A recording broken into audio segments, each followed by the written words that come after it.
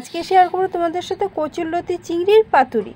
কচুরলতি নিয়েছি, এবার নুন মাখিয়ে রেখে দেবো 10 মিনিট, তারপরে ভালো করে ধুয়ে নিয়ে পরিষ্কার করে রাখবো। রসুন আর কাঁচা পাকা লঙ্কা মিলিয়ে একটা মিহি পেস্ট করে নেবো। এবার একটা বড় বাটিতে পেঁয়াজ কুচি, টমেটো কুচি, বাটা মশলাটা, লঙ্কার গুঁড়ো, হলুদ গুঁড়ো, 1 চামচ সর্ষে বাটা দিয়ে ভালো করে মাখিয়ে দিয়ে দেবো 1 মুঠো চিংড়ি মাছ, সেটা দিয়ে ভালো করে মাখিয়ে নিয়ে দিয়ে দেবো কচুরলতি। ভালো করে মিশিয়ে নিয়ে নুন আর উপর দিয়ে সর্ষের তেল মাখিয়ে রেখে দেব।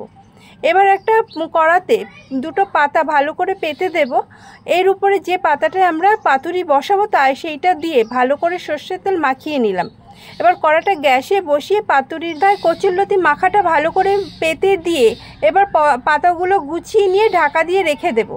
এবার দেখো মাঝে মাঝে জল বেরোবে, মাঝে মাঝে একটু ঘুরিয়ে ফিরিয়ে দিতে হবে, আবার ঢাকা দিয়ে দেবো, আবার একটু দেখব, আবার একটু ঘুরিয়ে ঘুরিয়ে এইভাবে যখন জলটা শুকিয়ে আসবে তখন প্লেটে নাবিয়ে একটা পাতা দেবো, উপরে আরেকটা পাতা দিয়ে ঠিক এইভাবে উল্টে দেব।